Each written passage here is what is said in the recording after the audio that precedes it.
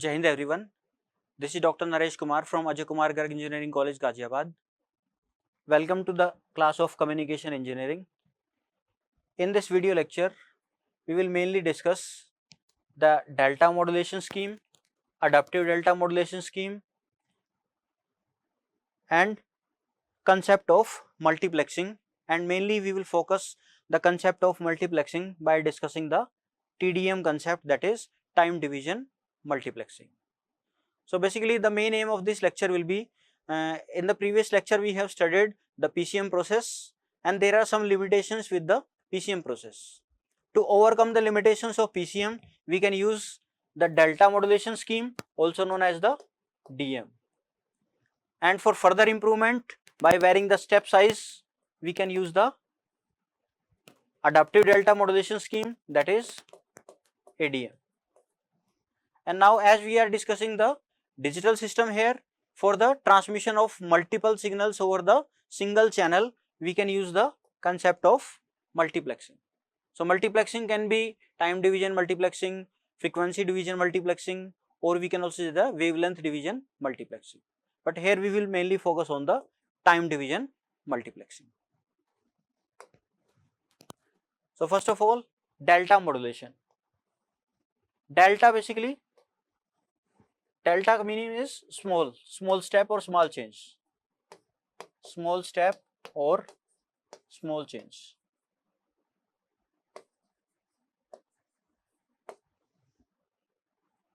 Basically in the previous lecture we have discussed the PCM process, that is pulse code modulation, where we have the main three steps, that is sampling,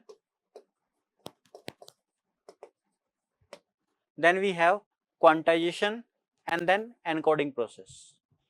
But in the previous lecture we have observed that the PCM process have some limitations or disadvantage, like it uses more number of bits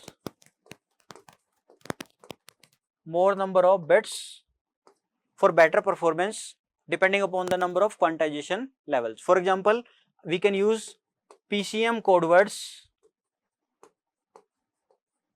where each code word may be made up of, let's say for example 3 bits or maybe 4 bits depending upon the number of quantization levels being 8 or 16.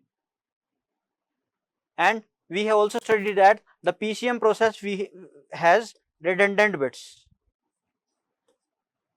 that is the gap between the two samples is small, but still we have to use the more number of bits. So these bits are the redundant bits.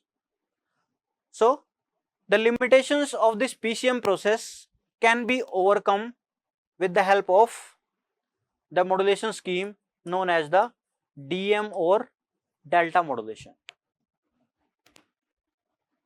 In the case of DM or delta modulation, what we have utilized is,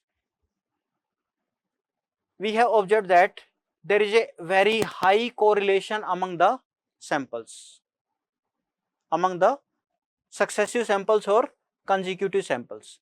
If there are two samples, the gap between the magnitude of two samples is usually very less. So to represent that gap only, we should use less number of bits to save the bandwidth.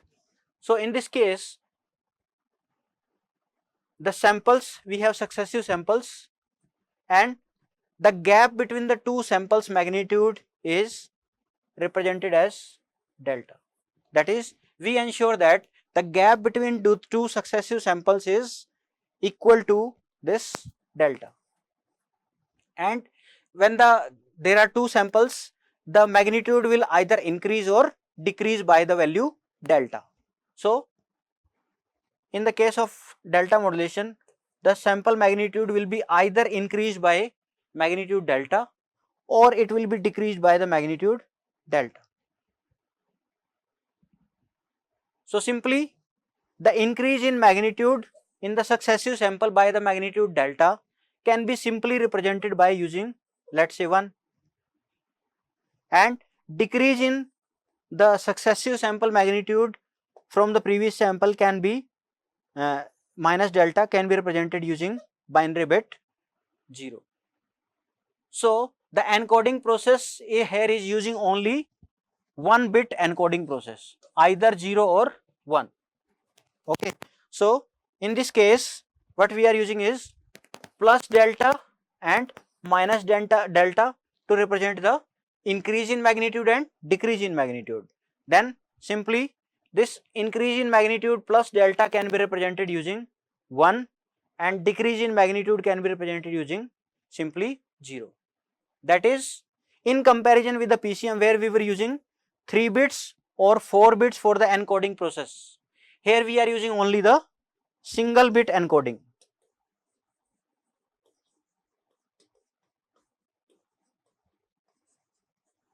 And if we are using the single bit encoding, definitely the bandwidth required will be reduced, or there will be saving of bandwidth. So hence there is improvement. And if we are using less number of bits, the transmission time get also the reduced. So the process becomes faster. So this is the concept of delta modulation. And this increase in magnitude and decrease in magnitude by the delta amount, and this is known as the step. Step, or we can say that step size here is plus minus delta. So we will use this concept for the delta modulation technique. As discussed previously, we can use sign information can be coded using one binary bit word, say 1 to represent the plus, that is increase in magnitude, or we can say that 1 will be used for representing the plus delta step size, and 0 may be used to represent the negative sign, that is to represent the decrease in successive sample magnitude by delta, that is minus delta. So basically this is 1 bit quantization or encoding process, resulting into the saving of bandwidth and faster speed for the transmission. So this is the basically the delta modulation scheme. As discussed, the concept where we have a 1 bit quantizer and a delay circuit and 2 summer circuit that we have in the delta modulator. So basically we will have a input signal, then we have 1 bit quantizer, that is either we will use 0 or 1 to represent the minus delta or plus delta. Then we have some error is computed, then we take the feedback through the delay circuit, the difference will be known as the error. So at the output we will have the delta modulated signal. Reverse will be applied for the demodulation, where we get the original signal from the modulated signal. Here we have the modulated DM signal. Then again delay circuit is used, and after that for recovery we will use the reconstruction filter or low pass filter.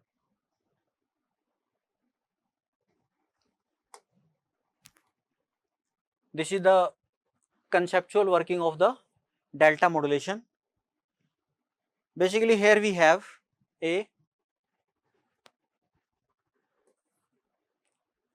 original signal, here is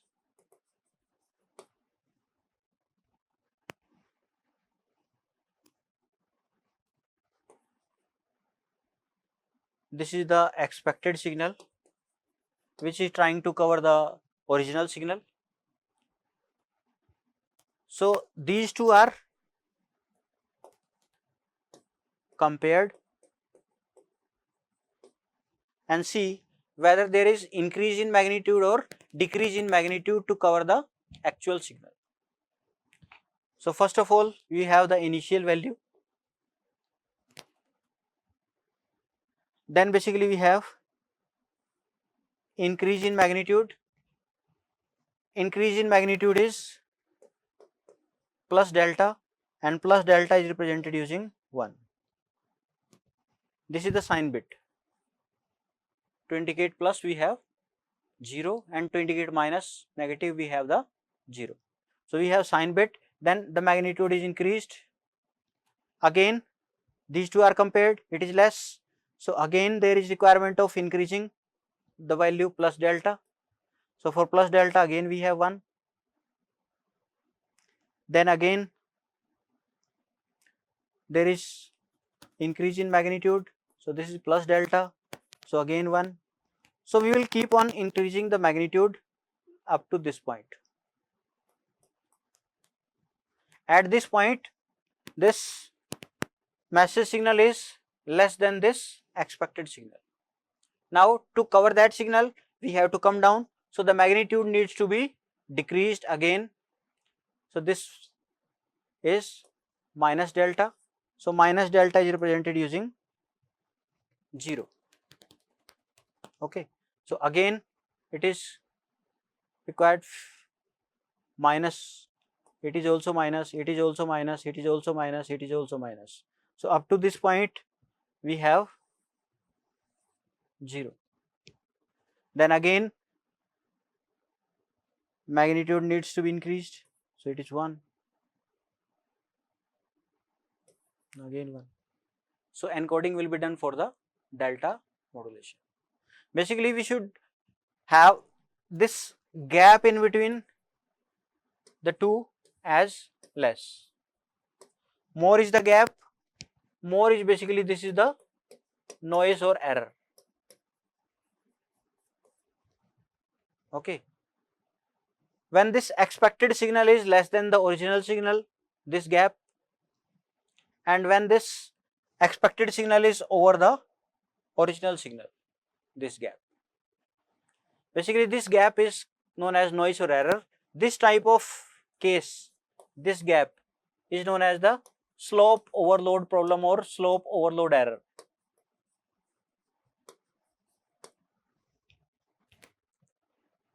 And this type of gap, when the expected signal is above the original signal, this gap is known as the granular noise.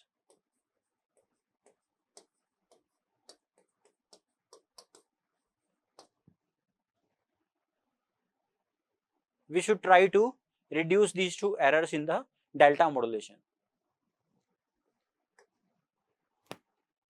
As discussed previously, in the delta modulation there are two type of noises or two type of errors. One is known as the slope overload problem or slope overload noise or error, also known as distortion. Another is granular noise.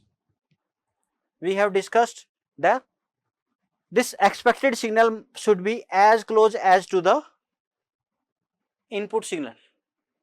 But if there is gap, this gap is mainly because this step size is generally, when this step size is generally very small, or we can say that it is comparatively small. So it takes multiple steps to reach the original expected signal.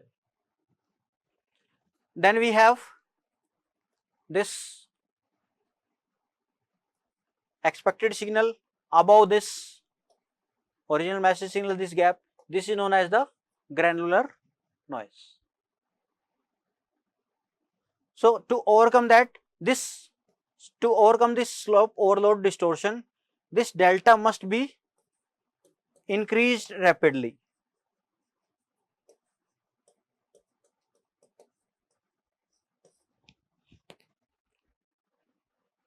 Okay, and to reduce this granular noise, this delta must be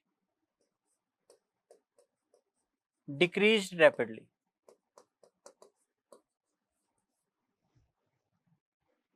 But in the case of delta modulation, we have fixed size of step, fixed step size.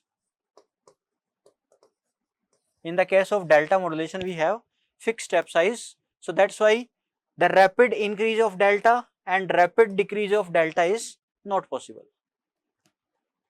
So to overcome these two noise, we use a modulation scheme that is known as the adaptive delta modulation or ADM,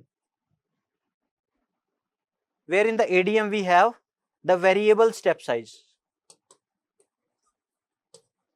Step size is variable.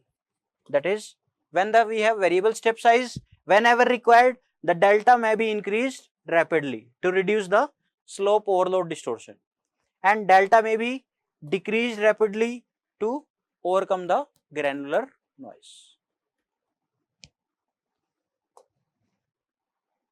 So this is the concept of adaptive delta modulation. We know that the limitation of delta modulation is that the step size is not variable. When the step size is not variable, we cannot overcome the slope overload distortion or the granular noise as discussed previously. So to solve the granular noise and slope overload distortion during the delta modulation, we are using the improved technique known as the ADM or adaptive delta modulation. This is same as the delta modulation, except there is only one change, that is step size is variable. Step size is variable. We can vary the step size according to our requirements, that is according to input signal. In adaptive delta modulation, where it is fixed, that is in DM we have fixed step size, whereas in the ADM we have variable step size, and this variable step size help in overcoming the limitations of the delta modulation. So step size of the staircase signal is not fixed, that is it is variable, okay, and one quantization can be used for decoding. As discussed previously, this is the modulation circuit for the ADM technique, which is same as the delta modulation. Only one change is that we will apply a logic for the step size control, that is to make the step size variable. We will use some kind of mechanism in the modulation system where the step size can be varied according to the requirement. So whenever there is requirement of increasing the step size, we can increase to reduce the overload problem, and whenever there is requirement of decreasing the step size, we can decrease the step size, for example for overcoming the granular noise. So this is the modulation. Then we have the adaptive delta modulation, where we have this, in the starting we have small step size, then we have large step size. So step size is increasing, so delta is increasing here. Then we have, in this case we have delta keep on decreasing, okay. So here we have the delta continuously decreasing. So here we can see that the gap between the two signals is very less, resulting into the reduction of slope overload problem and the granular noise in the delta modulation. Then we have the concept of multiplexing. Basically in the communication systems, for the efficient utilization of the available bandwidth or efficient utilization of available resources, we use a single channel or common channel, and we transmit the signal from the various users or for various applications through this single channel. So data or signals from the multiple users or multiple applications are combined together and transmitted over the single one channel, and this concept is known as the multiplexing. So basically we have signal from multiple users or multiple applications. So these signals or data are combined together and transmitted over the common channel.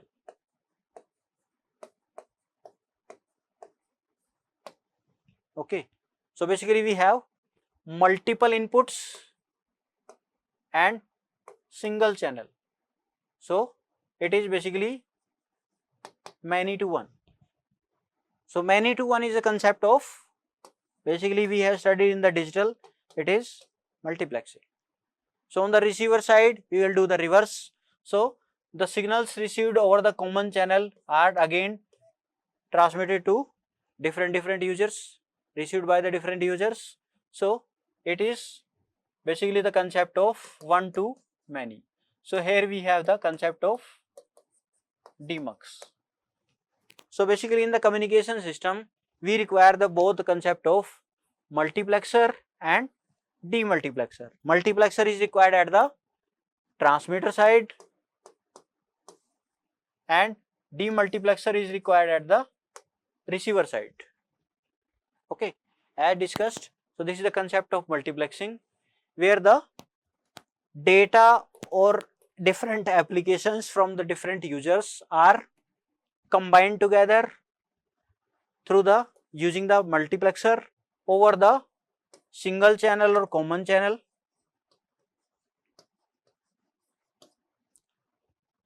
Okay, transmitted over the common channel, and then on the receiver side again these are again converted into multiple output lines which are received by different receivers or users. Okay, so in this way we use the concept of multiplexing for saving the bandwidth or efficient utilization of the resources. So for the MUX we can use the digital multiplexers, and here also we can use the digital demux. Multiplexer and demultiplexers can be utilized. This multiplexer is required at the transmitter side and demultiplexer is required at the receiver side. Now here we can see that there are multiple input lines or multiple users or multiple applications which are using this common single channel. So how this common channel available is utilized by multiple users?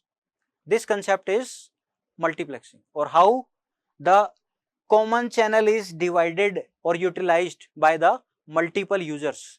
This concept is basically the type of multiplexing.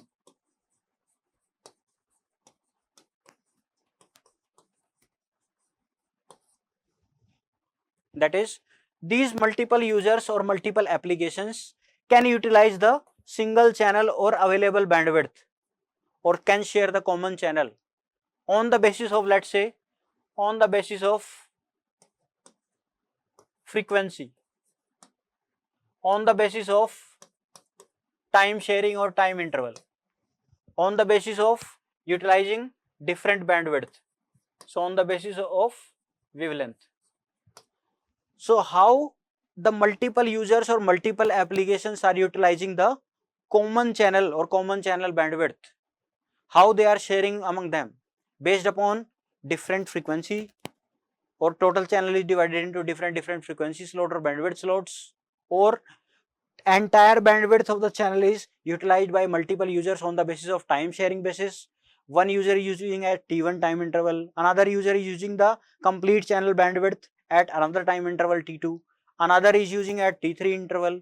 So how the common channel is utilized? On the basis of frequency slots, on the basis of time sharing, on the basis of utilizing different wavelengths. So that result into different type of multiplexings. So if these users utilize or divide the entire channel into frequency slots or small bandwidth slot, this is known as the frequency division multiplexing, that is FDM. And if different users or different applications share the common channel on the basis of time interval, one user will use at T1, another user will at T2, so that will be known as the time division multiplexing, that is TDM. Users can also divide the channel on the basis of wavelengths by utilizing different wavelengths, so this concept is known as the WDM or wavelength division multiplexing. So again, this is the concept of multiplexing, as we have discussed. Multiple signals or from the different applications or different users over the combined together over the or share the common transmission channel using the multiplexer at the transmitter side, then demultiplexer at the receiver side, and then again these are separated into multiple signals for the different users or different receivers. Again, we have discussed the classification or types of multiplexing schemes.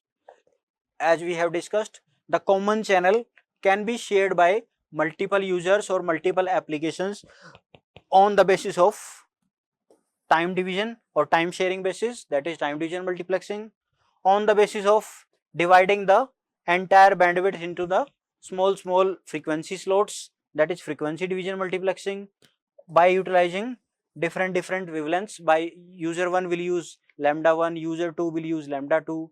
So users are separated in terms of wavelengths. So that is the wavelength division multiplexing. So generally we use these two. This is used in the optical communication. So in general communication we use time division multiplexing and frequency division multiplexing. Let's say we have a common channel. This is the bandwidth or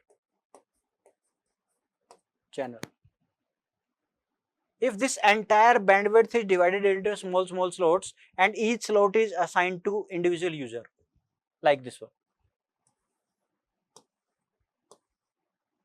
So this is F1, F2, F3 and F4.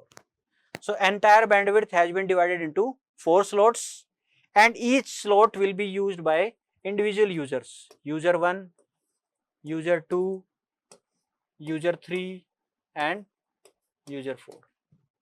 This concept is FDM, frequency division multiplexing.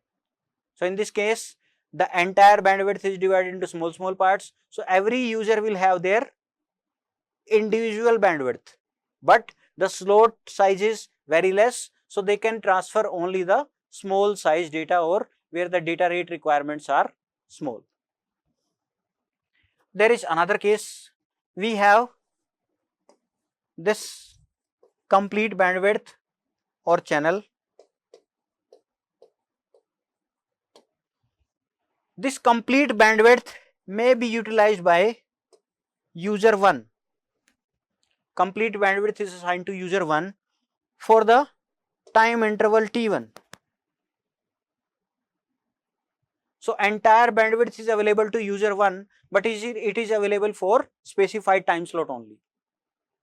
So in this case, the complete bandwidth is available with the user 1, but only for limited time period. But during that limited time period, it will have full access of bandwidth, so it can also transmit the large amount of data or where the data size requirements are more.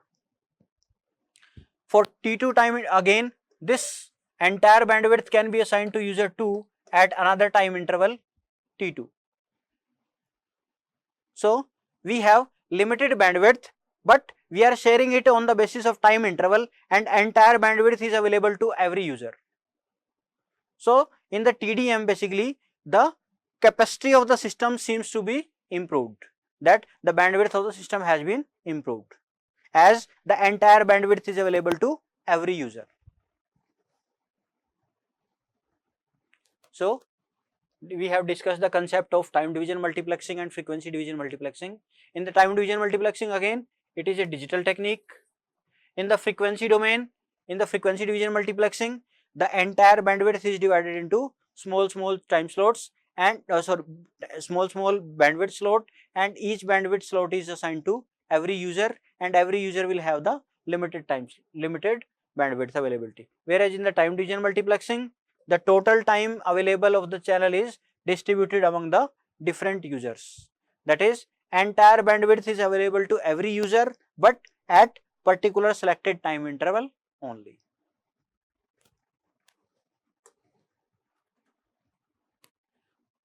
in the time division multiplexing we have discussed, a user takes control of the channel for a fixed amount of time, and during this fixed amount of time the entire bandwidth is available with that user. During second time slot the entire bandwidth is available to another user. As discussed in the time division multiplexing, during T1 we will have user 1 being sending data. During T2 time we will have user 2 sending data. So in the time division multiplexing, data is transmitted one by one, not simultaneously. Okay. So during T1 one user will send, during T2 another user will send. Simultaneously all users will not send at the same time. So we can use this diagram to explain the concept of time division multiplexing. Again, the data from every user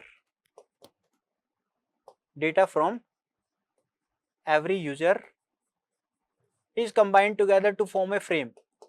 That is, in the time division multiplexing, the data is transmitted in the form of frame known as the TDM frame. Okay, let's say for example there are 3 users. So during T1 we have user 1 data A, then during T2 time interval we have B data for the user 2, then during T3 we have C for the user 3.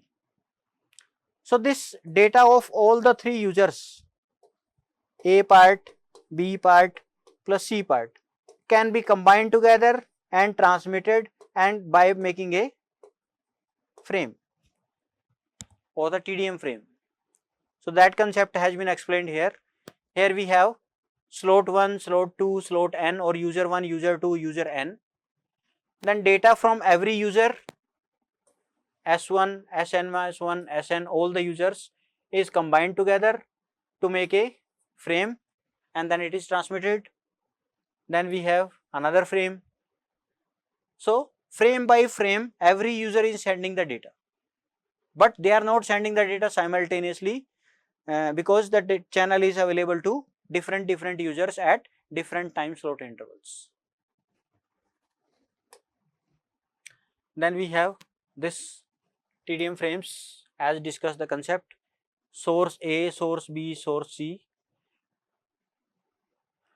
We have firstly A1 data, after that B1 data, after that C1 data. These will form the frame 1. Then these together 2 will make the frame 2. Then data for all these users will make the data for the frame 3. So we have the frame 1, frame 2, frame 3. This is at another time interval, this is at another time interval, this is at another time interval.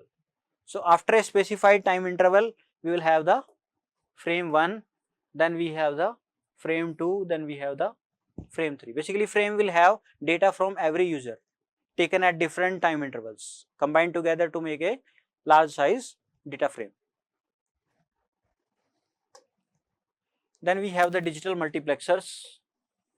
As discussed in the multiplexing concept, at the transmitter side we use the multiplexer, then it is combined together and transmitted through the single channel or common channel, and then at the receiver side we have again converted back into many on the receiver side. So on the transmitter side we use the concept of many to one, that is mux. On the receiver side we use the concept one to many, which is demux. So for practical implementation of multiplexing concept in the communication system we use the multiplexers and demultiplexers. Multiplexers on the transmission side and demultiplexer on the receiver side. And digital multiplexers are one of the examples that we can utilize on the transmitter side. For example, multiplexers are many to 1. For example, 2:1 digital, 4:1, 8:1, 16:1. Okay. This is the example of 4:1 mux. That is, 4 input sides are there,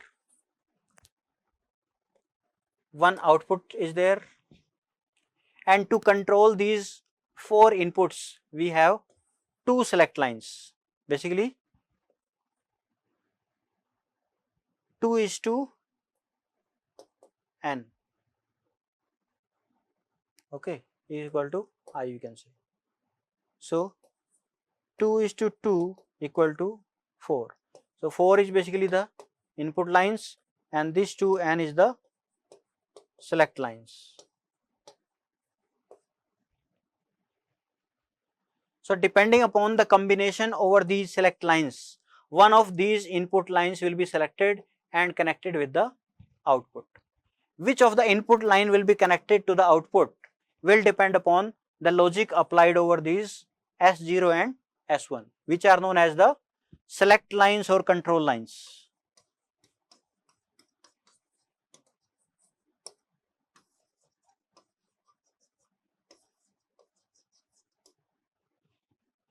Okay, suppose if we have 0 0 over this S0 and S1, then this I0 will be selected and connected to the output.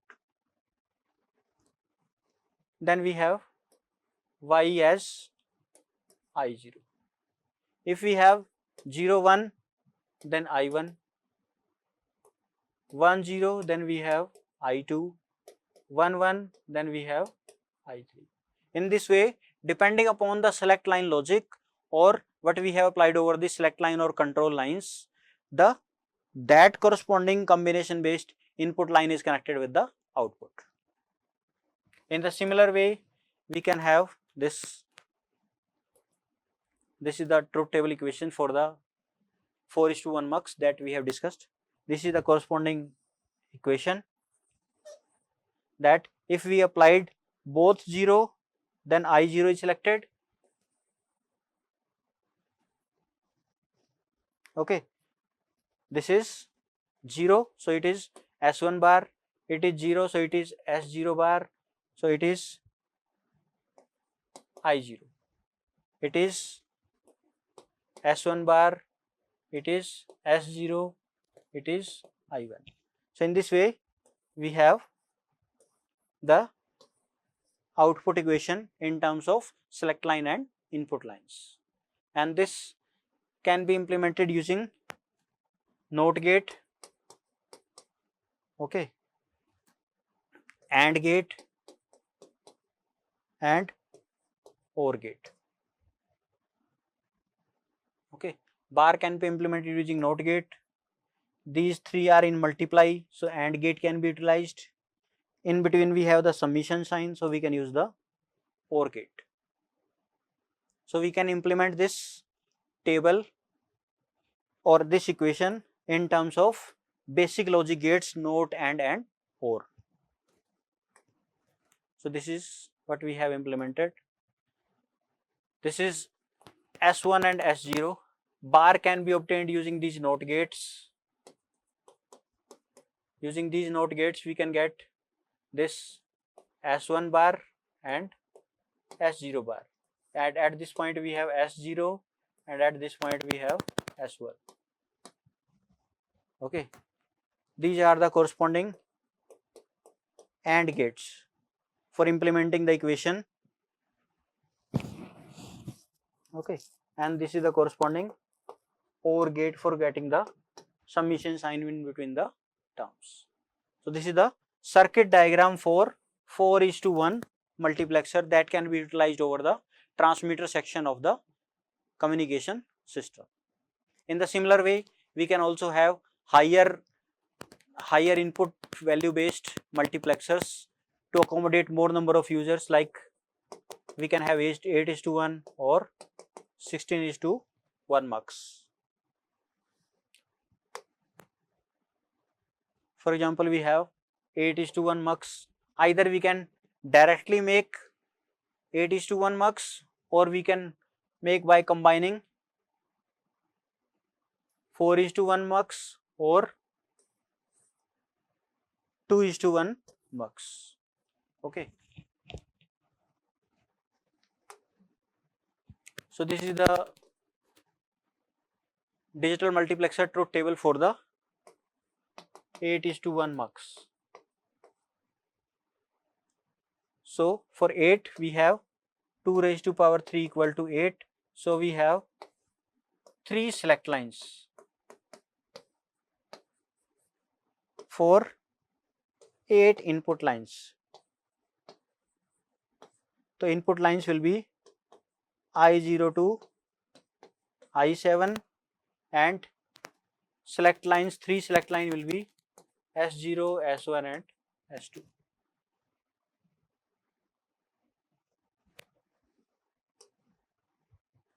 We can also make 8:1 mux by using 2 4:1 mux, where we can have 4 inputs from this mux, 4 inputs from this mux.